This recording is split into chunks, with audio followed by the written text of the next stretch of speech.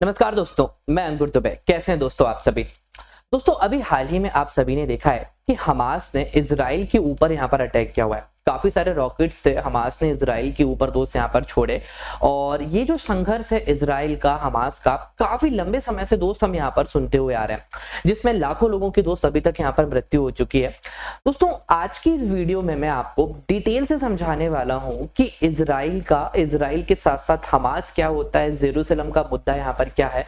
ये आज की इस वीडियो में आपके सारे के सारे डाउट्स यहाँ पर क्लियर हो जाएंगे। अगर आप नहीं जानते हैं कि फिलिस्तीन क्या होता है, अगर आपको यहूदी धर्म के बारे में नहीं पता है, क्यों जेरूशलेम का मुद्दा इतना गर्म होकर रखा हुआ है कि वहां पर इस्लाम धर्म बोलता है कि वो हमारा एरिया है, ठीक है, क्रिश्चियंस कहते हैं वो हमारा है और यहूदी उसको अपना एक पवित्र स्थान मानते हैं। तो इन सारी चीजों को दोस्त आज के इस वीडियो में क्लियर हो जाएगा।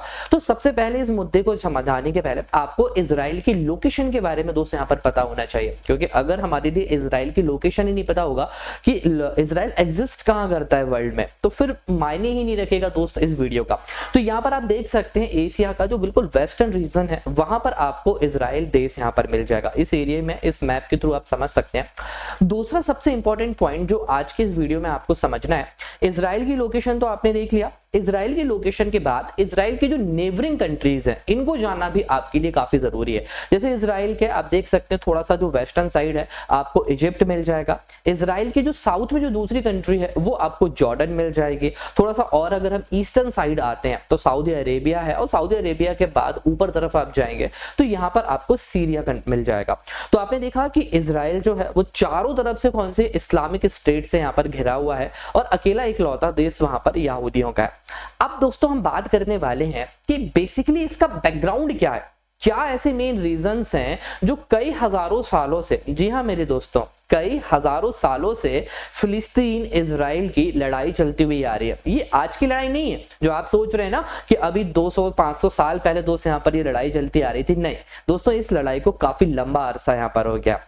इस वीडियो में दोस्त आपके लिए हर एक चीज मिलने वाली है जो इजराइल से और फिलिस्तीन से जरूरी है, क्योंकि इस वीडियो को देखने के बाद आपको कभी भी इस टॉपिक से रिलेटेड कोई भी क्वेश्चन आपको नहीं रहने वाला है। चलिए दोस्तों, तो टॉपिक की शुरुआत करते हैं। तो सबसे पहले दोस्त आपको यह समझना होगा, इजराइल को अगर आप समझ रहे हैं, यहूदी कौन होते हैं। यहूदी जो धर्म है ये धर्म कहां से निकल कर आया है, क्योंकि जब तक हम यहूदियों को ही नहीं समझेंगे ना तो इजराइल नहीं समझ पाएंगे। ठीक है, तो इजराइल को समझने के लिए यहूदियों को भी जानना दोस्त यहाँ पर बहुत जरूरी है। तो दोस्तों स्टार्ट करते हैं सबसे पहले एक छोटे से इंट्रोडक्शन से यहूदियों के बारे में। यहूदी धर्म के संस्थापक जो थे वो थे पैगंबर इब्राहिम। पैगंबर इब्राहिम ने 2 शादियां की हुई थी। एक इनकी वाइफ का नाम था सराह और दूसरी जो इनकी वाइफ थी उनका नाम था हजीरा। सराह से जो बेटे पैदा हुए थे उनका नाम था हजरत अहाक और दूसरे जो इनकी वाइफ थी हजीरा, इनसे जिस बेटे का जन्म हुआ था उसका नाम था हजरत इस्माइल। तो दोस्तों ये इन दोनों भाई थे, ठीक है, कहे जा सकते हैं। तो रियल भाई नहीं थे, दोनों की जो माँ थी वो बिल्कुल अलग अलग थी।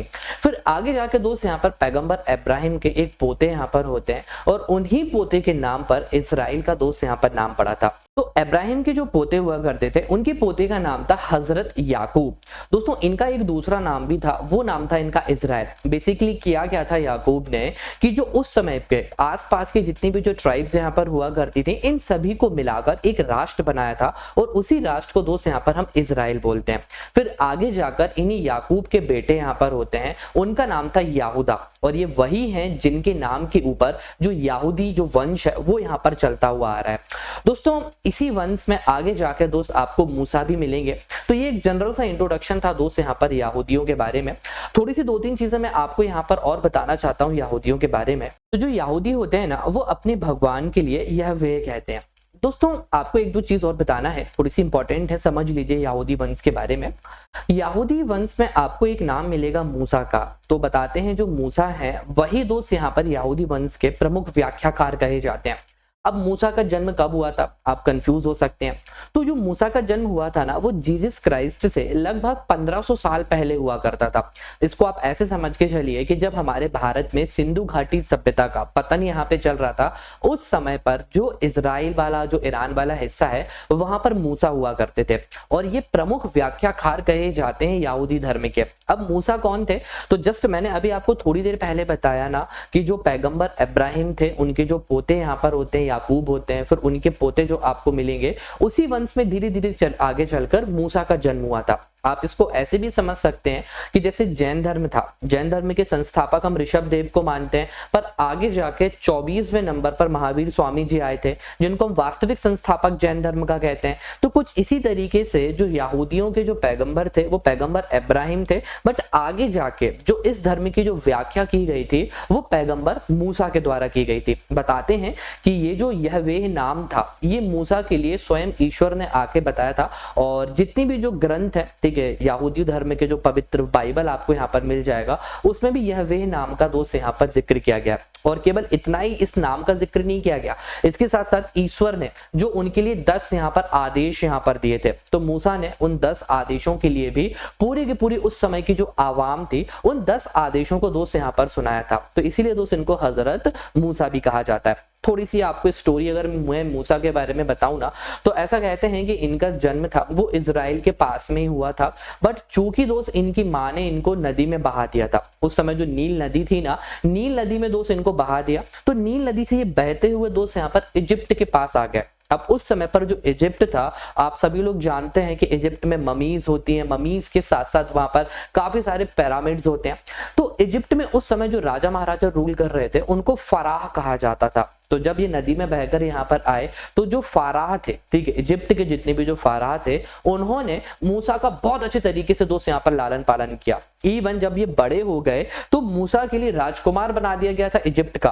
फिर बाद में जब इनको पता चला कि मैं तो फराह धर्म से संबंधित ही नहीं हूं, मैं तो इजराइल का रहने वाला हूं यहाँ पर, मतलब इससे अलग, और उस समय पर यहूदियों के ऊपर जो इजिप्ट के लोग थे बहुत अत्याचार करते थे, तो जब उनको पता चला कि मैं वास्तविक तौर पर इजराइल में का रहने वाला हूं, इजिप्ट से तो मेरा कोई नाता नहीं है, तब जाके दोस्त इन्होंने क्या किया कि जो यहूदियों के ऊपर जो अत्याचार हो रहा था, इस अत्याचार का इन्होंने यहाँ पर विरोध किया। और उस टाइम पीरियड पर जितने भी दोस्त यहाँ पर यहूदी जो इजराइल के पास में और इजिप्ट वाले एरिया में यहाँ पे रह रहे थे ना, उन सभी के लिए दोस्त इन्होंने यहाँ पर बंधन मुक्त करवाया। तो इसी कारण से दोस्त यहाँ पर कहा जाता है कि यहूदियों के जो वास्तविक संस्थापक थे वो मूसा हुआ करते थे, और मूसा ने ही जो ईश्वर के द्वारा जो 10 आदेश यहाँ पर दिए गए थे, वो 10 आदेश दोस्त क्या किए थे, इन्होंने उस समय की आवाम को सुनाए हुए थे। तो इस मैप के थ्रू आप इजराइल की पोजीशन देख सकते हैं और किस तरीके से वो नाइल नदी से बहते हुए इजिप्ट तक आ गए थे। अब दोस्तों पूरा का पूरा जो हमारे लिए पढ़ना है इस मैप के थ्रू ही पढ़ना पड़ेगा। और मैं आपसे फिर से एक चीज बोलता हूँ, थोड़ा सा दोस्त यहाँ पर जो कंट्रीज के नाम मैं बोल रहा हूँ ना, उनको याद रखना। इजिप्ट कहाँ पर है, फिर जॉर्डन कहाँ पर है, सीरिया दोस्त आपको कहाँ पर मिल जाएगा, जेरूसलम दोस्त आपको दिख रहा होगा लिखा हुआ, और इसके बाद आपको यहाँ पर फिलिस्तीन वाला एरिया भी दिखेगा। तो ये चीजें आज मैं आपकी क्लियर करने वाला हूँ। चलिए दोस्तों, तो वीडियो को आगे बढ़ाते हैं। तो दोस्तों ये जो आपको एक सर्किल्ड एरिया दिख रहा है, ये एरिया जेरूसलम कहलाता है। देखा जाए तो ये जो विवाद की जो जड़ चल रही है इजराइल, फिलिस्तीन और बाकी के अरब देशों के बीच में, इसकी मुख्य रूप से जो जड़ है वो जेरूसलम है। बेसिकली हुआ क्या है दोस्त, यहाँ पर जेरूसलम को एक पवित्र भूमि भी कहा जाता है। हुआ क्या था, मूसा के बारे में मैंने आपको बताया, मूसा लगभग ईसा मसीह के जन्म के 1500 साल पहले हुआ करते थे।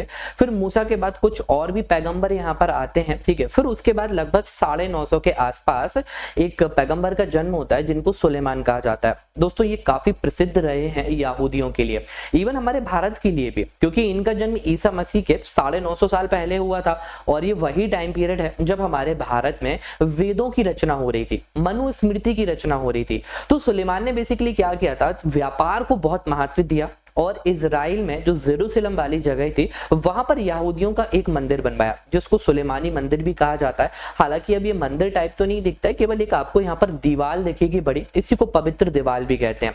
तो सुलेमान ने हमारे भारत के साथ भी ट्रेड किया, केरल कर्नाटक वाला हिस्सा था यहाँ पर, वो ट्रेड यहाँ पर किया करते थे।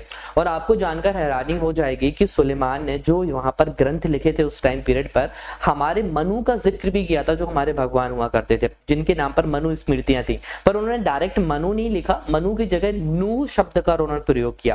कहते हैं कि जब यहाँ पर जल प्रलय आया था तो मनु ने ही यहाँ पर पृथ्वी के सारे निवासियों को, ठीक है, नाव में लेकर वो एक पर्वत की तरफ यहाँ पर ले गए थे। और ऐसा ही कुछ ग्रंथ हमारे भारत की भी कहते हैं कि जल प्रलय आया था, ठीक है। तो उस समय पर ऋषि वैवस्वत हुआ करते थे, उन्होंने दोस्तों इस जल प्रलय से काफी जो प्राणी उनको मिले थे वो नाव में लेकर एक पर्वत की तरफ चले गए थे, पूरी पृथ्वी पानी से डूब गई थी। तो ये चीजें आपने सिमिलरिटीज देखी कि यहूदियों में भी और और हम लोगों में भी काफी सिमिलर है। आइए अब आगे दोस्त यहाँ पर हम बात करते हैं। तो दोस्तों सबसे पहले चीज तो आपने इजराइल की पोजीशन यहाँ पर देख लिया, मैंने आपको सुलेमान के बारे में भी बता दिया, मूसा के बारे में बता दिया और पैगंबर इब्राहिम के बारे में हमने पढ़ लिया। अब हमें सबसे ज्यादा समझना क्या है कि क्या कारण है जिस कारण से फिलिस्तीन और इजराइल और अरब कंट्रीज यहाँ पे लड़ रहे हैं। तो मैं उम्मीद करता हूँ दोस्तों आप लोगों ने ये इजराइल का और इसकी नेबरिंग कंट्रीज के मैप को तो आपने बहुत अच्छे तरीके से समझ लिया होगा। अब दोस्तों फिर से एक बार मैं आपको बता देता हूँ, लेबनान आपको ऊपर मिलेगा, फिर सीरिया मिलेगा, जॉर्डन मिलेगा और फिर आपको लास्ट में साउथ वेस्ट वाले एरिया में आपको इजिप्ट मिल जाएगा। दोस्तों ये वो कंट्रीज हैं, बेसिकली ये सारे के सारे आपको अरब नेशंस यहाँ पर मिल जाएंगे। ये क्या कर रहे हैं दोस्त, यहाँ पर फिलिस्तीन वाले एरिया का यहाँ पर समर्थन कर रहे हैं। अब फिलिस्तीन क्या है पहले इस चीज को भी समझ लो दोस्तों। फिलिस्तीन अलग से कोई देश नहीं कह सकते हम यहाँ पर। जैसे कि आज मैं आपसे बोलूं कि पीओके वाला जो हिस्सा है पाक ऑक्यूपाइड कश्मीर है, तो क्या पीओके कोई अलग से देश बन सकता है क्या? अभी नहीं बन सकता ना, क्योंकि वो एक ऐसा हिस्सा है पाकिस्तान के कब्जे में, हमारे भारत का हिस्सा है पर पाकिस्तान के दोस्त यहाँ पर अभी वो कब्जे में है। तो कुछ इसी तरीके से मान के चलिए कि जो फिलिस्तीन है वो इजराइल का ही दोस्त आपको यहाँ पर पार्ट मिल जाएगा, जिसमें आपको वेस्ट बैंक आपको दिख रहा होगा, नीचे आपको गाजा स्ट्रिप यहाँ पे दिख रहा है। जो डार्क कलर से जो पोर्शन मेंशन है ना वो फिलिस्तीन का एरिया कहलाता है। अब फिलिस्तीन के बाजू में आपको जॉर्डन दिख रहा है, इजिप्ट दिख रहा है, लेबनान दिख रहा है, सीरिया दिख रहा है। ये सारे के सारे इस्लामिक देश हैं। ये क्या चाहते हैं यहाँ पर कि फिलिस्तीन में बेसिकली यहाँ पर आप देखेंगे तो पूरे के पूरे जो मुस्लिम्स रहते हैं ये क्या चाहते हैं कि यहूदियों को यहाँ से हटा दिया जाए, इवन इजराइल से भी यहूदियों को हटा दिया जाए और पूरा का पूरा जो इजराइल का हिस्सा है वो फिलिस्तीन को दे दें और फिलिस्तीन को एक अलग से दोस्त यहाँ पर एक राष्ट्र यहाँ पर घोषित कर दिया जाए। काफी सारी दुनिया के ऐसी कंट्रीज आपको मिल जाएंगी जो फिलिस्तीन को एक अलग कंट्री के रूप में भी दोस्त यहाँ पर मान्यता दी हुई है। तो हुआ क्या कि जितनी भी जो आपको नेबरिंग स्टेट्स दिख रही हैं, जैसे कि इजिप्ट हो गया, सीरिया हो गया, जॉर्डन हो गया, है ना, अरब नेशंस यहाँ पर हो गए, ये इस फिलिस्तीन की मदद करते हैं कि आप लोगों को इन यहूदियों को मारना है और यहूदियों को इस पूरी की पूरी जगह से, इजराइल वाली जगह से आपको हटा देना है और पूरा फिलिस्तीन का कब्जा इस इजराइल के ऊपर यहाँ पे कर लेना है। तो बेसिकली जगह के लिए यहाँ पर लड़ाई हो रही है और इसमें सबसे पवित्र जगह जो कह सकते हैं हम यहाँ पर वो है जेरूसलम। अब जेरूसलम की इंपॉर्टेंस मैंने आपको यहाँ पर बताई, कुछ और भी चीजें मैं आपको जेरूसलम के बारे में बताऊं तो दोस्तों जेरूसलम ये वही जगह है जहां पर ईसाई धर्म के जो जीसस क्राइस्ट थे, यहीं पर उनको फांसी की सजा या फांसी दोस्त यहाँ पर दी गई थी, हम ये कह सकते हैं। एक रोमन गवर्नर थे पॉन्टिसन, तो उन्होंने जेरूसलम में ही इनको फांसी पर चढ़ाया था। तो ईसाइयों के लिए भी पवित्र स्थान हो गया। यहूदियों के बारे में तो मैं आपको ऑलरेडी बता चुका हूं। और तीसरी सबसे इंपॉर्टेंट बात, ये जो जेरूसलम है ये मुस्लिम्स के लिए भी बहुत ज्यादा पवित्र है। क्यों? क्योंकि मक्का और मदीना के बाद जो तीसरा सबसे पवित्र स्थान जो मुस्लिम्स के लिए है वो जेरूसलम में ही है। यहाँ पर ही उनकी मस्जिद यहाँ पर बनी हुई है। तो इसी कारण से जेरूसलम को लेकर हर तीनों धर्म के लोग अपना अपना क्लेम यहाँ पर करते हैं कि ये एरिया हमारा है, ये एरिया हमारा है। तो दोस्तों फिलहाल जेरूसलम जो एरिया है ये फिलिस्तीन में मौजूद आपको यहाँ पर मिल जाएगा। अब बात करते हैं दोस्त यहाँ पर कि ये जो विवाद चलता हुआ आ रहा है इसकी हल्का सा जो एक बैकग्राउंड है, आई होप आपको ये तो कवर हो चुका होगा। तो दोस्तों आगे क्या होता है कि ये जो फिलिस्तीन वाला जो एरिया आपको जस्ट मैंने अभी जो आपको बताया, यहाँ पर क्या हो रहा था, यहूदियों का बहुत ज्यादा शोषण हो रहा था। जैसे कि आपने देखा ना, अंग्रेज हमारे भारत में आते हैं, हमारे ऊपर कितनी सारी लगान यहाँ पे लगाते हैं, किस तरीके का अत्याचार हमारे ऊपर करते हैं। तो हम लोगों ने भी काफी सारे आंदोलन यहाँ पर किए, गांधी जी की अध्यक्षता में, नेहरू जी की अध्यक्षता में, और भी ऐसे बहुत सारे हमारे फ्रीडम फाइटर्स होते हैं जिन्होंने हमें आजादी यहाँ पर दिलवाई। क्यों? क्योंकि अंग्रेजों के द्वारा हमारे ऊपर हमारा शोषण हो रहा था। तो उसी तरीके से दोस्त यहाँ पर क्या होता है कि जो फिलिस्तीन वाला जो एरिया था ना, यहाँ पर यहूदियों का बहुत ज्यादा शोषण हो रहा था, इनको अननेसेसरी टॉर्चर यहाँ पर किया जा रहा था और ये कहा जा रहा था कि ये जो फिलिस्तीन वाला एरिया है, जेरूसलम वाला हिस्सा, ये आप छोड़कर जाओ। अब आप ये सोचिए कि जो जेरूसलम वाला हिस्सा जहां पर यहूदियों का, ठीक है, पवित्र दीवार भी बना हुआ है, सुलेमान से, पैगंबर सुलेमान से भी वो जुड़ा हुआ हिस्सा है, मूसा जी से भी वो जुड़ा हुआ हिस्सा है, तो वो कैसे दोस्त अपने इस धार्मिक स्थान को छोड़कर जा सकते हैं? तो जितने भी जो अरब नेशंस आपको यहाँ पे दिख रहे हैं, इन सभी लोगों ने फिलिस्तीन का साथ दिया और ये बोला कि इस फिलिस्तीन वाले हिस्से को छोड़कर सभी के सभी यहूदियों को जाना है। तो आगे जाके दोस्त यहाँ पर क्या होता है कि जब यहाँ पर यहूदी नहीं जाते हैं तो सारे के सारे यहूदी क्या हो जाते हैं, एक गुट बना लेते हैं, पूरा का पूरा एक गुट बनाते हैं और उस गुट को जायोनी कहा जाता है और जायोनी के नाम से इन्होंने यहाँ पर आंदोलन छेड़ दिया। अब जब आंदोलन इन्होंने छेड़ा तो यहूदियों की जो संख्या थी उस समय काफी बड़ी संख्या थी। तो इन लोगों ने क्या किया, यहूदियों ने फिलिस्तीन वाले पूरे के पूरे एरिया को कैप्चर कर लिया। और वहां पर जो ऑलरेडी दोस्त यहाँ पर दूसरे धर्म के लोग रह रहे थे ना, इन लोगों को भी हटाना दोस्त वहां से शुरू कर दिया। और फिर आगे जाके ये जायोनी जो आंदोलन चला था ना, जायोनी नाम से ही दोस्त इन्होंने फिर अपना एक यहाँ पर संगठन बना लिया। ये जो पूरी वारदात मैंने आपको बताई ना, ये लगभग 1897 के अराउंड यहाँ पर हो रही थी। उस टाइम पीरियड पर जायोनी जो आंदोलन था, आंदोलन जाके एक वो ऑर्गेनाइजेशन भी बन जाता है। बेसिकली इस ऑर्गेनाइजेशन का काम क्या था कि यहूदियों के ऊपर जो भी अत्याचार हो रहे हैं, यहूदियों का जो भी उत्पीड़न हो रहा है, उन सभी चीजों से दोस्त यहाँ पर निजात यहाँ पे दिलाना, ये जायोनी आंदोलन और जायोनी संगठन का एक मुख्य रूप से एक उद्देश्य हुआ करता था। तो 1897 में दोस्त यहाँ पर ये घटना होती है। धीरे धीरे कुछ टाइम बाद आप लोगों ने देखा है कि उस समय का जो दौर चल रहा था वो कैसा चल रहा था, उपनिवेशवाद को ज्यादा से ज्यादा बढ़ावा देना। तो उसी टाइम पीरियड पर क्या होता है, फर्स्ट वर्ल्ड वॉर की भी शुरुआत हो जाती है। 1914 से लेकर 1917-18 तक जो दुनिया की, ठीक है, जिसमें कह सकते हैं सबसे भीषण लड़ाइयों में से जो एक थी वो थी आपकी first world war. First war 1914 से दोस्त यहाँ पर शुरू हुई। तो दोस्त ये मुद्दा थोड़ी शांत रह सकता है क्योंकि काफी सारे दोस्त उस समय के जो बड़े बड़े नेशंस थे, जो डेवलप्ड कंट्रीज थी, उन लोगों के भी जो कॉलोनीज थी वो यहाँ पर स्थापित थी। तो 1916 में दोस्त यहाँ पर क्या हुआ कि जब फर्स्ट वर्ल्ड वॉर खत्म होने वाली थी, तो उस टाइम पीरियड पर एक साइकस पिकॉट करके एक समझौता यहाँ पर किया गया 1916 में। तो ये जो पूरे के पूरे जो अरब नेशन आपको यहाँ पर दिख रहा है, इसको क्या किया इन्होंने, आपस में ही बांट लिया। आपस में बांट लिया का मतलब क्या हुआ, ना फिलिस्तीन से कुछ पूछा ना इजराइल से यहाँ पर कुछ पूछा। जैसे कि आपको जो रेड एरिया दिख रहा है तो ये रशियन कंट्रोल में आ गया। फिर उसके बाद जो पूरा का पूरा आपको जो ब्लू एरिया दिख रहा है ये फ्रेंच कंट्रोल में आ गया। फिर जो नीचे आपको येलो कलर से जो एरिया यहाँ पर दिख रहा है ये ब्रिटिश कंट्रोल हो गया। मतलब कि जितने भी जो टेरिटरीज यहाँ पर आपको येलो कलर से दिख रहे हैं, इसके ऊपर कौन रूल करेगा, ब्रिटिश रूल करेगा। ये कब हुआ, 1916 का जो साइकस पिकॉट करके जो एक यहाँ पर उस समय पर जो आया था, ठीक है, एक घोषणा यहाँ पर आप टाइप की आप कह सकते हो। तो उन्होंने इसकी पूरे के पूरे एरिया पर कैप्चर कर लिया। अब ये जो आपको येलो कलर का जो एरिया दिख रहा है ये ब्रिटिश के अंडर था और यहीं पर फिलिस्तीन पड़ता है और यहीं पर आप देखोगे तो इजराइल वाला हिस्सा भी आता है। अब इजराइल वाला जो हिस्सा था दोस्त यहाँ पर ये था इंटरनेशनल कंट्रोल। इंटरनेशनल कंट्रोल का मतलब क्या था, यहाँ पर रशियन आर्मी भी थी, यहाँ पर फ्रेंच आर्मी भी थी और फ्रेंच के साथ साथ यहाँ पर ब्रिटिश आर्मी भी दोस्त यहाँ पर हुआ करती थी। बाद में दोस्त यहाँ पर क्या होता है कि एक बहुत बड़े आपको यहाँ पर उस टाइम पीरियड के जो पॉलिटिशियन थे, उन्होंने दोस्त, जिनका नाम था वाल्फोर, तो 1916 के बाद पहले तो उन्होंने इस तरह से इस पूरी की पूरी टेरिटरी को, ठीक है, सारे के सारे कंट्रीज में दोस्त यहाँ पर बांटा। फिर जो वाल्फोर थे दोस्त यहाँ पर उन्होंने 1918 में एक डिक्लेरेशन की, एक घोषणा की यहाँ पर, जिसको वाल्फोर घोषणा के नाम से भी दोस्त यहाँ पे जानते हैं। और इस घोषणा में दोस्त इन्होंने यहाँ पर क्या कर दिया, इस लेटर को आप पढ़ सकते हो, लिखा हुआ है यहाँ पे, लिखा है कि his majestic governor with the view favour of the establishment of the Palestine of a nation home for the Jewish people. Jewish का मतलब यहूदियों के लिए। अब फिलिस्तीन जो कि एरिया किसका है, यहाँ पर ऑलरेडी यहाँ पर हर कोई अपना अपना क्लेम कर रहा है और वाल्फोर ने इस घोषणा में क्या बोल दिया कि फिलिस्तीन अलग से एक देश बनाया जाएगा और जो कि यहूदियों का देश होगा। अब आप ये बताइए यहाँ पर कि प्रॉब्लम यहाँ पर शॉर्ट आउट हो जाएगी कि प्रॉब्लम और बढ़ जाएगी। उस समय पर अरब और इस्लामिक स्टेट्स थे वो काफी ज्यादा थे। अब उन्होंने इस चीज का दोस्त यहाँ पर ये जो वाल्फोर की जो घोषणा आई थी इसको मानने से दोस्त यहाँ पर मना कर दिया। उन्होंने कहा कि नहीं, जो फिलिस्तीन वाला जो पूरा का पूरा एरिया है आप ऐसे कैसे इजराइल के लिए और यहूदियों के लिए यहाँ पर आप दे सकते हो, ये बात तो दोस्त यहाँ पर गलत है।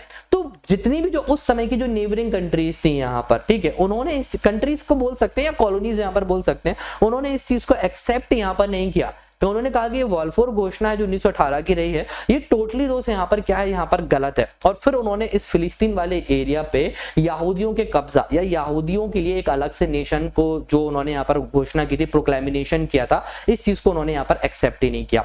फिर दोस्त क्या होता है, एक अगला ट्विस्ट अब आता है कि जब यहाँ पर नाजीज आ जाते हैं, हिटलर की दोस्त यहाँ पर एंट्री यहाँ पर हो जाती है क्योंकि फर्स्ट वर्ल्ड वॉर का जो एंड हुआ था तो जर्मनी के ऊपर अननेसेसरी बहुत सारे सैंक्शंस यहाँ पर लगा दिए गए थे। काफी सारी ट्रीटीज दोस्त यहाँ पर होती हैं जो कि जर्मन लोगों के लिए अंदर ही अंदर घुटन का काम कर रही थी।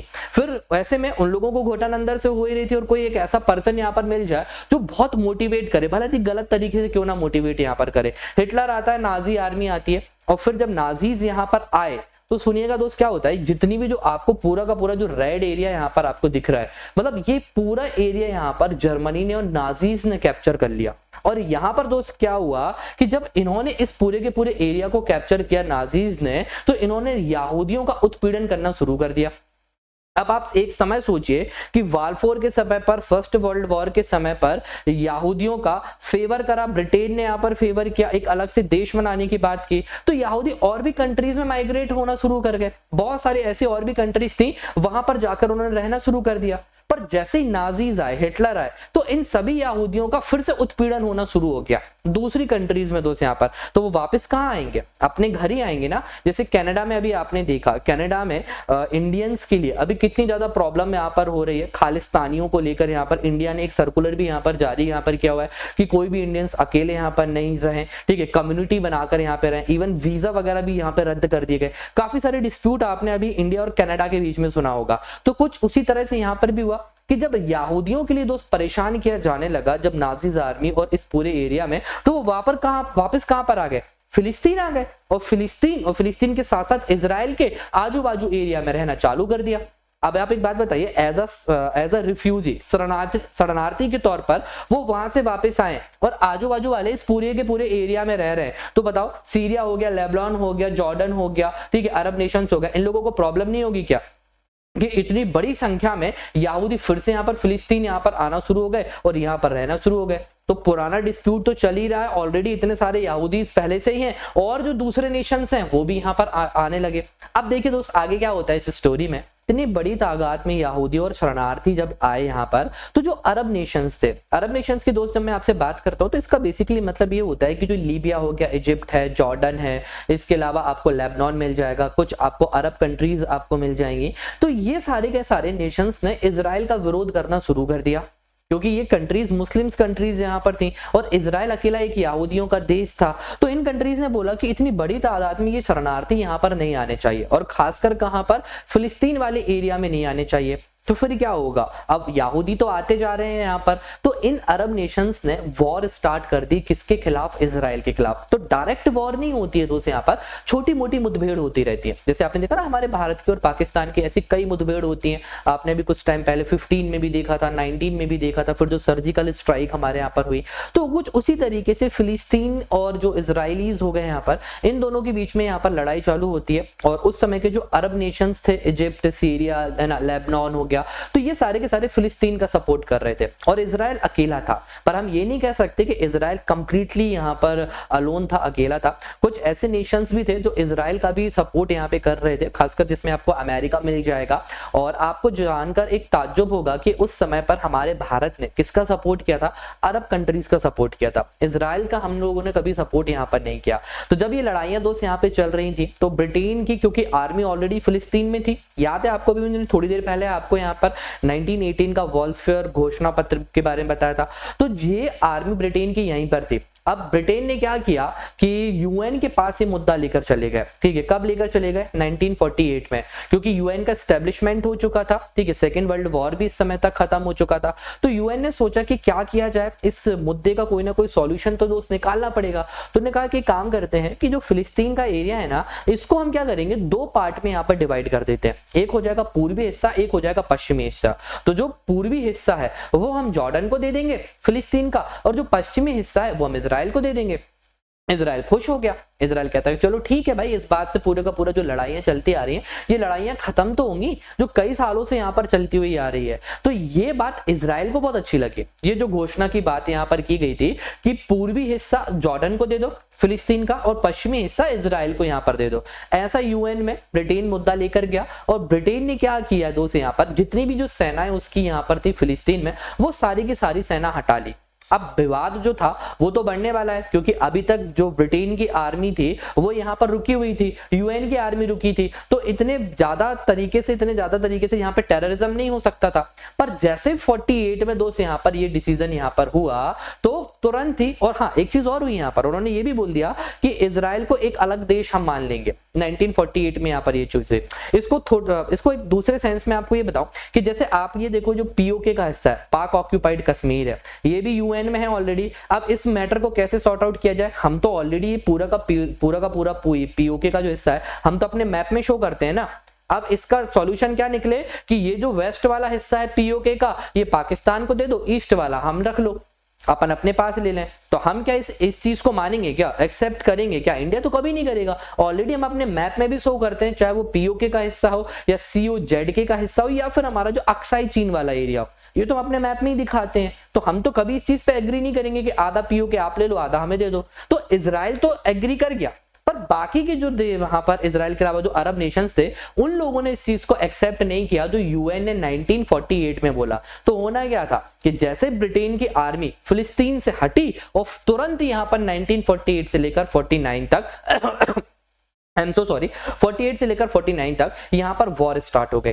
और वॉर कैसे स्टार्ट हुई कि जो अरब नेशंस थे उन सभी नेशंस ने फिलिस्तीन का दोस्त यहां पर साथ दिया और इजराइल अकेला पड़ गया। अब आप सोचिए कि इजिप्ट हो गया, लेबनान हो गया, सीरिया हो गया, जॉर्डन हो गया और फिलिस्तीन हो गया, ये सभी आपस में अरब नेशंस मिलकर एक अकेले देश इजराइल के ऊपर अटैक कर रहे हैं। क्या होगा दोस्त यहाँ पर, क्योंकि इजराइल जो था, ठीक है, अगर देखा जाए टेक्नोलॉजी वाइज तो काफी ज्यादा डेवलप्ड हो चुका था, और उस अकेले देश ने दोस्त यहाँ पर क्या किया, इस पूरे के पूरे जो अरब नेशंस थे, पूरे के पूरे अरब नेशंस थे, इन अरब नेशंस को दोस्त यहाँ पर अकेले इजराइल ने हरा दिया। तो दोस्तों क्या होता है कि जब इजराइल इस वॉर को यहाँ पर जीत जाता है तो वो 1948 का जो यूएन का डिसीजन था उसको अमल में लेकर आता है और कहता है कि ये जो फिलिस्तीन का हिस्सा है इसके दो पार्ट किए जाएं, एक पूर्वी और एक पश्चिमी। तो जो पूर्वी हिस्सा है वो जॉर्डन को दे दिया जाता है और जो पश्चिमी हिस्सा था उस पर इजराइल यहाँ पर अपना आधिपत्य स्थापित कर लेता है। अब सोचिए फिलिस्तीन का जो पश्चिमी हिस्सा था जहां पर ऑलरेडी दोस्त यहाँ पर मुस्लिम्स रह रहे थे और दूसरे रिलीजन के भी लोग रह रहे थे, यहाँ पर पूरे का पूरा एरिया जो था वो इजराइल के कब्जे में आ गया। अब आप बताइए तो इजराइलीज यहाँ पर क्या, इजराइलीज जो थे यहूदी थे वो यहाँ पर क्या करेंगे, जो दूसरे रिलीजन के लोग थे उनको परेशान करना दोस्त यहाँ पर शुरू कर देंगे। तो जितने भी जो यहाँ पर फिलिस्तीन में पहले लोग रहा करते थे इन्होंने अरब कंट्रीज में जाना शुरू कर दिया। फिर आगे जाके दोस्त यहाँ पर फिलिस्तीन मुक्ति संगठन, जिसको हम फिलिस्तीन लिबरेशन ऑर्गेनाइजेशन भी बोलते हैं, इसका गठन हुआ। ये वही है जो अभी मैंने थोड़ी देर पहले आपको यहूदियों का एक संगठन के बारे में बताया था ना, ज़ाओमी संगठन, तो वो क्या करता था, यहूदियों के हितों के बारे में काम करता था। तो उसी तरीके से जो पीएलओ दोस्त यहाँ पर गठन किया गया था, इसका काम था कि जो भी शरणार्थी, जो भी रिफ्यूजीज फिलिस्तीन से, ठीक है, दूसरी कंट्रीज में जा रहे हैं, उन लोगों के लिए दोस्त उनके हितों के बारे में और उनको मतलब जो भी ब्रेड एंड बटर होता है वो चीजें अवेलेबल करवाना इस पीएलओ का काम था। और आप लोग को जानकर एक चीज की और हैरानी होगी कि ये जो पीएलओ दोस्त यहाँ पर बना था ना, हमारी इंडिया ने, भारत इकलौता और दुनिया का पहला ऐसा कह सकते हैं नॉन इस्लामिक कंट्री है जिसने इस संगठन को मान्यता दी थी। तो ये इसका गठन 1980s के आसपास यहाँ पर इसको मान्यता दी गई थी। पर इस पीएलओ के गठन के पहले एक और घटना होती है, वो होती है दोस्त यहाँ पर 1967 में एक और युद्ध यहाँ पर लड़ा गया, फिलिस्तीन और फिलिस्तीन के साथ साथ जो अरब नेशंस यहाँ पर थे। तो अरब नेशंस में एक तो सीरिया वाला हिस्सा हो गया, सीरिया के साथ जॉर्डन वाला हिस्सा हो गया और लेबनान हो गया। इन तीनों नेशन ने 1967 में एक बार फिर से इजराइल के ऊपर अटैक कर दिया। अब अटैक में क्या होगा, ऑलरेडी आप सभी लोग जानते ही हैं कि इजराइल ऑलरेडी टेक्नोलॉजी वाइज इतना आगे यहाँ पर निकल चुका था, तो उसने फिर से ये जो संयुक्त मोर्चा जो खोला था ना, ठीक है, इजराइल के अगेंस्ट में, इसको दोस्त हरा दिया। अब जब कोई एक कंट्री दूसरे कंट्री पे जीत जाती है तो क्या करती है, उसके कुछ एरियाज को कैप्चर कर लेती है। तो उसी तरीके से जब इजराइल ने जॉर्डन को हरा दिया तो जॉर्डन का जो वेस्ट बैंक वाला हिस्सा था, मतलब कि 1948 में तो जो उसने दे दिया था फिलिस्तीन का पूर्वी भाग की जॉर्डन तुम अपने पास रखो, वेस्ट बैंक, इसने उसको कैप्चर कर लिया जॉर्डन का, कि पहले तो चलो हम तुम्हें दे ही रहे थे, अब वो भी नहीं दे रहे हैं। तो जॉर्डन का जो वेस्ट बैंक है ये इस पर इजराइल ने कैप्चर कर लिया। फिर लेबनान से बोलता है कि लेबनान तुम भी आए थे ना यहाँ पे, सॉरी सीरिया से बोलता है कि सीरिया तुम भी आए थे ना यहाँ पर लड़ाई करने मुझसे। तो जो गोल्डन हाइट्स वाला जो आपको एरिया दिख रहा है ये सीरिया का एरिया था, इस पे भी कैप्चर कर लिया किसने, यहाँ पर इजराइल ने। तो सोचिए सीरिया को भी हरा दिया, ठीक है, और जॉर्डन के भी कुछ एरिया पे कैप्चर कर लिया यहाँ पर। तो गोल्डन हाइट्स आपको ऊपर दिख रहा होगा और फिर उसके बाद आपको वेस्ट बैंक वाला हिस्सा ये आपको जॉर्डन का एरिया दिख रहा होगा। अब इसके बाद करते हैं इजिप्ट की। तो जो पूरा का पूरा ये जो आइलैंड आपको यहाँ पर दिख रहा है सिनाई आइलैंड, और सिनाई आइलैंड के साथ साथ ये जो गाजा स्ट्रिप आपको दिख रही है, ठीक है, इस पर कैप्चर कर लिया किसने, इजराइल ने। इजराइल कहता है कि अब बहुत हो चुका है तुम लोगों का, ठीक है, इजिप्ट का भी। हालांकि आगे जाके दोस्त 1982 के आसपास इजिप्ट के साथ एक छोटा सा एक और समझौता और छोटी एक ट्रीटी होती है। तो जो सनई पूरा जो आइलैंड आपको दिख रहा है ना, ये जिसको ऊपर इजराइल ने कैप्चर कर लिया था, ये इजिप्ट को वापस कर देता है। बट उसने भी एक शर्त रखी थी उसने इजिप्ट के सामने शर्त रखी कि आप आधिकारिक तौर पर मुझे एक देश की मान्यता दोगे। तो इजिप्ट ने दोस्त यहाँ पर ये किया और पहला ऐसा इस्लामिक स्टेट बन गया जिसने दोस्त यहाँ पर क्या किया था, इजराइल को एक आधिकारिक तौर पर एक देश यहाँ पर माना था। तो जो 6 दिवस का, जो 6 दिन का यहाँ पर युद्ध हुआ, इस युद्ध में इजराइल ने, ठीक है, सीरिया का हिस्सा हो गया, जॉर्डन का हिस्सा हो गया और इजिप्ट का हिस्सा हो गया, काफी बड़े एरिया पर दोस्त यहाँ पर उन्होंने कैप्चर कर लिया। अब बात करते हैं दोस्त यहाँ पर, जब इतना सब कुछ चल रहा है तो ये हमास नामक जो एक संगठन था, ये दोस्त यहाँ पर कब बनकर आया। तो दोस्तों इसकी स्टोरी भी अभी आपको सुनानी है, क्योंकि ये जो अभी आपने रिसेंटली यहाँ पर अटैक देखा ना, हमास ने कुछ रॉकेट लॉन्चर्स दोस्त यहाँ पर इजराइल के लिए छोड़े हैं, फिर इजराइल ने भी दोस्त इस चीज को बोला कि एक तरह की एक वॉर है जो स्टार्ट हुई है। तो आइए अब दोस्त स्टोरी शुरू करते हैं कि इस हमास का उदय कहाँ से हुआ। दोस्तों हमास का जो गठन हुआ था वो 1987 में हुआ था। हुआ क्या था कि मैंने अभी आपको थोड़ी देर पहले यहाँ पर बताया था कि इजराइल ने किस तरीके से टेक्नोलॉजी वाइज काफी डेवलपमेंट कर लिया था, और जितने भी जो उस समय के जितने लाइक सीरिया हो गया और सीरिया के अलावा इजिप्ट हो गया, जॉर्डन हो गया, इन सभी की जो संयुक्त मोर्चा वाली जो आर्मी थी, इनको हराया था। अब इजराइल के जो इंटेंशंस थे थोड़े और यहाँ पर बढ़ना शुरू हो गए। तो 1980s में इजराइल सोचता है कि पूरा का पूरा जो फिलिस्तीन वाला एरिया है ना, इसको हम अपने कैप्चर में यहाँ पे कर लेंगे 1980s में। तो उसने फिलिस्तीन के काफी सारे एरिया को यहाँ पर कैप्चर कर लिया। अब ऑलरेडी दोस्त फिलिस्तीन पर काफी सारे हम कह सकते हैं फिलिस्तीन पहले से ही रह रहे थे, तो उन लोगों ने इसका विरोध करना यहाँ पर चालू किया। अब इजराइल यहाँ पर जब टेक्नोलॉजी वाइज ज्यादा डेवलप यहाँ पर हो गया था, तो फिर उन लोगों ने सोचा कि हम एक काम करते हैं, हम आतंकवाद का यहाँ पर सहारा लेते हैं। तो 1987 में हमास का दोस्त यहाँ पर गठन किया गया। बेसिकली हमास क्या करता है, जिहाद का नारा देकर यहाँ पर फिलिस्तीन को इंडिपेंडेंट करना चाहता है। इजराइल की जितनी भी जो टेरिटरीज और जितना भी जो एरिया कैप्चर है, ठीक है, उन सभी को फिलिस्तीन से हटाना चाहता है। और इस हमास के लिए जो ईरान हो गया, सीरिया हो गया, इन सभी का भी समर्थन यहाँ पर प्राप्त है। तो हमास क्या करता है कि आतंकवाद के तरीके से इजराइल को कमजोर यहाँ पर करना उसका एक मेन उद्देश्य है यहाँ पर। और इसके अलावा जो पहले से जितने भी जो शांति समझौते यहाँ पर हो चुके हैं, लाइक जो यूएन का समझौता हुआ था, फिर उसके बाद मैंने आपको एक और समझौता बताया था, तो उन सभी समझौतों को हमास सरी से नकार देता है। कहता है कि नहीं, हम इसको नहीं मानते हैं और पूरा का पूरा जो फिलिस्तीन वाला एरिया है ये हमारे लिए चाहिए। तो इसी के कारण उसने क्या किया था कि जो आपको गाजा स्ट्रिप यहाँ पे दिख रही है, इस गाजा स्ट्रिप के ऊपर उसने अपना कब्जा हासिल कर लिया, जो कि आज की डेट पर भी है। जो अभी कुछ टाइम पहले जो अटैक किया गया था, जो अभी रॉकेट लॉन्चर से यहाँ पर रॉकेट लॉन्चर से जो इजराइल के ऊपर हमला हुआ, तो उसी गाजा से ही तो किए थे उसने। तो उसने गाजा वाले एरिया के ऊपर यहाँ पर उसने कैप्चर यहाँ पर कर लिया हमास ने, और जितने भी दोस्त वो अटैक यहाँ पर करता है इस गाजा स्ट्रेट से ही करता है इजराइल के ऊपर। तो ये था दोस्त यहाँ पर हमास। अब देखो हुआ क्या था, एक और संगठन था जिसका नाम था फतह संगठन। तो ये भी दोस्त फिलिस्तीन का ही एक संगठन है, और ये बेसिकली जो वेस्ट बैंक वाला एरिया है ना, जो फिलिस्तीन का जो आपको जो नॉर्दर्न वाला हिस्सा दिख रहा है, ये इस एरिया को कैप्चर करके रखे हुए। ये बेसिकली क्या करता है, इसकी जो भी जो अवधारणा है ना, वो हमास के बिल्कुल विपरीत है, बिल्कुल विपरीत है। ये कहता है कि जो यूएन का डिसीजन था और जो बाकी के जो ऑर्गेनाइजेशंस ने यहाँ पर जो डिसीजन यहाँ पर दिए हुए हैं, हमें उनको अमल करना चाहिए, दोनों देशों के बीच में हमें शांति स्थापित यहाँ पे करनी चाहिए। तो इस उद्देश्य के कारण दोस्त इस संगठन का दोस्त यहाँ पर गठन किया गया था। अब बात करते हैं दोस्त यहाँ पर इंतिफाद क्या होता है, ठीक है। तो इस संघर्ष के दौरान टोटल यहाँ पर 2 इंतिफाद आपको यहाँ पर मिलेंगे। तो 1987 में जैसे मैंने आपको पहले बताया कि यहाँ पर हमास का गठन हुआ। अब जैसे दोस्त यहाँ पर हमास का गठन होता है 1987 में, इंतिफाद का मतलब होता है बेसिकली विद्रोह करना। तो 1987 से लेकर 1993 तक लगभग 5-6 साल तक यहाँ पर फिलिस्तीन और इजराइल के बीच में लड़ाई चलती रही, विद्रोह यहाँ पर चलता रहा। बेसिकली हुआ क्या, इन लोगों ने यहाँ पर फिलिस्तीन के लोगों ने जितनी भी जो बस्तियां गाजा पट्टी पर हुआ करती थी, या जितनी भी जो इजराइल की बस्तियां फिलिस्तीन के एरिया में थी, उन सभी को दोस्त यहाँ पर खाली कराना चालू कर दिया। जितने भी यहूदी इन दोनों एरियाज में रहते थे ना, उन दोनों को हटाना दोस्त यहाँ से चालू यहाँ पे कर दिया। अब इजराइल को इस चीज का अब आप इजराइल के कैप्चर एरिया के ऊपर अटैक यहाँ पे कर रहे हो, तो इट्स क्वाइट ओबियस कि इजराइल तो इस चीज को मना करेगा ही। तो लगभग 1987 से लेकर 1993 तक यहाँ पर ये चलता रहा। विश्व के ऐसे बहुत सारे देश थे जो इन दोनों की एक्टिविटीज से यहाँ पर परेशान हो चुके थे। तो फिर इन दोनों की लड़ाई के बीच में हस्तक्षेप करने के लिए अमेरिका आता है और रशिया यहाँ पर आता है, और इन दोनों के बीच में दोस्त यहाँ पर संधि कराने की कोशिश करता है। तो 1993 में एक समझौता होता है जिसको ओस्लो शांति समझौता के नाम से यहाँ पर जाना जाता है। और आइए बात करते हैं कि अब इस शांति समझौते में क्या होता है। तो ये जो ओस्लो शांति समझौता हुआ, इस शांति समझौते के माध्यम से जो इतने लंबे समय से जो लड़ाई चलती आ रही है फिलिस्तीन की और इजराइल की, इसको खत्म करने की दोस्त यहाँ पर कोशिश की गई।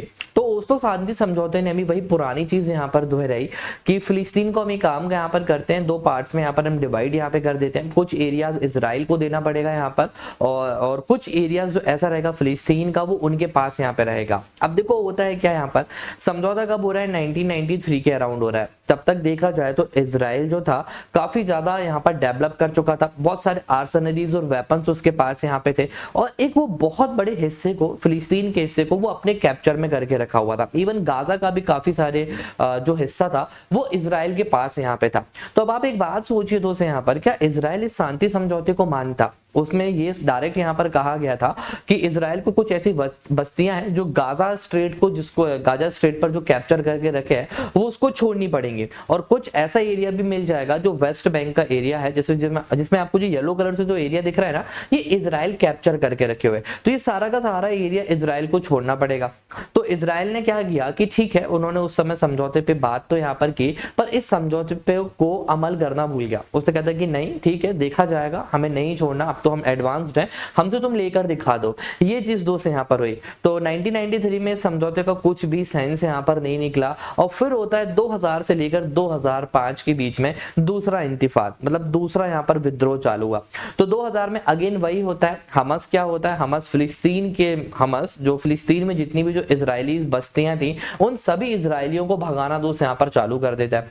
अब आप ये सोचिए कि 1947 में भी यही सेम चीज हुई, फिर उसके बाद 1967 में भी 6 दिन का यहाँ पर युद्ध चला, फिर 87 से लेकर 93 तक भी ये विवाद फिर यहाँ पर चलता रहा। मतलब हमास हो गया, फिलिस्तीन हो गया, ये मान ही नहीं रहे, कंटिन्यूअसली दोस्त यहाँ पर अटैक यहाँ पे करते जा रहे हैं। तो इजराइल ने सोचा कि हम एक काम करते हैं, हम एक बीच में एक दीवार बना देते हैं। तो फिर इसने एक वहां पर एक दीवार टाइप की एक वॉल बनाना दोस्त यहाँ पर शुरू कर दी, जिसको हम वेस्ट वॉल के नाम से यहाँ पर जानते हैं। काफी बड़ी है दोस्त यहाँ पर ये। तो आपको ये जो व्हाइट पोर्शन से यहाँ पर ये दिख रहा है ना, ठीक है, जो आपको जेलेन से लेता हुआ है ना, तुल कराम से लेता हुआ, ये पूरा का पूरा व्हाइट एरिया पर इस तरह की वॉल यहाँ पर इजराइल के द्वारा बना दी गई है, ठीक है, जो फिलिस्तीन से उसको कंप्लीटली अलग करती है। अब चूंकि क्या होता था कि इस वॉल के थ्रू डायरेक्टली वो फिलिस्तीन यहाँ पर इजराइल की स्टेट में आ जाते थे और अटैक करना शुरू कर देते थे। तो फिर उसने इतने बड़े एरिया पर 2005 के बाद से इस वॉल को उसने बनाना यहाँ पर शुरू किया, और पूरे के पूरे वेस्ट बैंक के बाजू में इस तरह की दोस्त यहाँ पर वॉल बनाई जा रही है। तो ये तो था उनका दूसरा इंतिफाद। अब बात करते हैं हाल ही में क्या हुआ है, तो किस तरीके से ये जो अभी रिसेंटली हम यहाँ पर सुन रहे हैं ना कि जो फिर से रॉकेट से हमले होना यहाँ पर शुरू हो गए, फिर से इजराइल एक्टिव मोड में आ गया।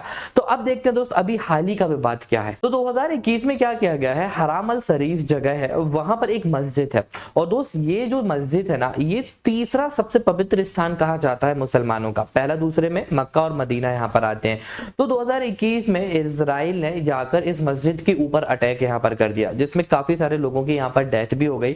तो जस्ट इसके कॉन्ट्राडिक्शन में हमास ने भी एक के बाद एक बहुत सारे ऐसे रॉकेट से इजराइल के ऊपर दोस्त यहाँ पर तुरंत ही दोस्त यहाँ पर हमला बोल दिया। अब आप ये देख रहे हैं कि 2021 में हमास ने जो यहाँ पर रॉकेट लॉन्चर से यहाँ पर इजराइल के ऊपर हमला किया, हालांकि इससे इजराइल को ज्यादा से ज्यादा कुछ भी नुकसान नहीं हुआ, थोड़ा बहुत नुकसान यहाँ पर हो सकता है, क्योंकि इजराइल के पास क्या है, जैसा मैं पहले भी बोलता हुआ आया हूं कि टेक्नोलॉजी वाइज इजराइल काफी ज्यादा डेवलप्ड हो चुका है। तो उसने एक आयरन डोम करके एक यहाँ पर टेक्निक यहाँ पर डेवलप की हुई है कि जितने भी दोस्त यहाँ पर हमास ने रॉकेट से हमला यहाँ पर किया था ना इजराइल के ऊपर, उसने सारे के सारे रॉकेट्स को हवा में ही खत्म कर दिया। मतलब ऐसा कोई भी रॉकेट नहीं था ना जो इजराइल के ऊपर आके गिरा हो। जैसे अभी रिसेंटली आपने देखा ना कि करीब 5000 रॉकेट यहाँ पर हमास ने छोड़े थे और कुछ रिहायशी इलाकों में आकर गिरे इजराइल के, ऐसा उस समय पर नहीं हुआ। ठीक है, तो जो आयरन डोम टेक्नोलॉजी उसने यहाँ पर जो डेवलप की हुई है, एयर डिफेंस सिस्टम जो बेसिकली है यहाँ पर, तो उसने इन सारे के सारे हमलों को दोस्त यहाँ पर रोक दिया।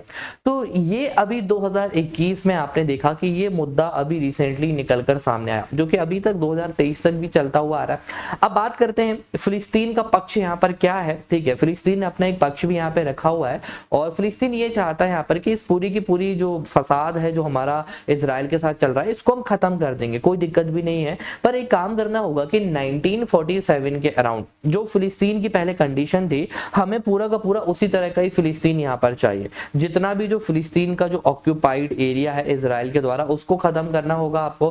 गाजा का जो एरिया आप यहाँ पर कैप्चर करके रखे हो, आपको इसको खत्म करना होगा यहाँ पर। और इसके अलावा फिलिस्तीन को एक अलग से स्वायत्त राज्य का दर्जा भी यहाँ पर दिया जाए। तो फिलिस्तीन बेसिकली यहाँ पर ये चाहता है, ठीक है, और इजराइल के जो ऑक्यूपाइड एरिया है वो सारे के सारे यहाँ पर हटाना चाहता है।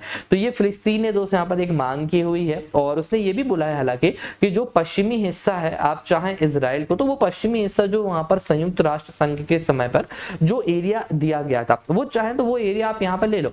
तो ये फिलिस्तीन का दोस्त यहाँ पर दावा है। तो फिलिस्तीन फिर से दोस्त यहाँ पर एक समझौते के पक्ष में था इजराइल के साथ कि वो जो डिवीजन यूएन ने किया था पूर्वी और पश्चिमी वाला, वो डिवीजन हम कर सकते हैं यहाँ पर। अगर हम इजराइल के पक्ष की बात करते हैं ना दोस्तों, इजराइल ये बोलता है कि पूरा का पूरा जो जेरूसलम वाला हिस्सा है ये इजराइल को दिया जाए। वो अपने जितनी भी जो टेरिटरीज वो यहाँ पर कैप्चर करके रखा है उसको छोड़ने के लिए तैयार नहीं है, पहली चीज। तो दूसरी सबसे इंपॉर्टेंट चीज, इवन वो ये भी दावा कर रहा है कि जेरूसलम को ही हमें अपनी कैपिटल बनाना है। और दूसरी सबसे इंपॉर्टेंट मांग जो इजराइल की है वो है कि इजराइल को एक यहूदियों का देश यहां पर बना दिया जाए। तो इस तरीके से फिलिस्तीन ने और इजराइल ने अपनी मांगे दोस्त यहां पर रखी हुई हैं। अब बात करते हैं दोस्त यहां पर सबसे इंपॉर्टेंट चीज की कि ये जो इतने लंबे समय से जो इन दोनों देशों के बीच में जो विवाद यहां पर चलता हुआ आ रहा है, इस संघर्ष के परिणाम दोस्त यहां पर क्या होंगे। तो कुछ संघर्ष के परिणाम के बारे में दोस्त यहां पर समझते हैं। सबसे पहला दोस्त यहां पर जो परिणाम होगा, एक राजनीतिक अस्थिरता। आप देख सकते हैं कि जो हमारी साउथ वेस्ट जो एशिया का पोर्शन है, जो सऊदी अरेबिया वाला है, ये राजनीतिक तौर पर बहुत अस्थिर हो चुका है। कुछ ऐसी कंट्रीज हैं, अरब कंट्रीज, जो यहाँ पर फिलिस्तीन का साथ दे रहे हैं। कुछ अमेरिका जैसे ऐसे देश आपको मिल जाएंगे जो इजराइल का दोस्त यहाँ पर समर्थन कर रहे हैं। तो एक तरह के आपको राजनीतिक अस्थिरता इस पूरे के पूरे क्षेत्र में देखने मिलेगी।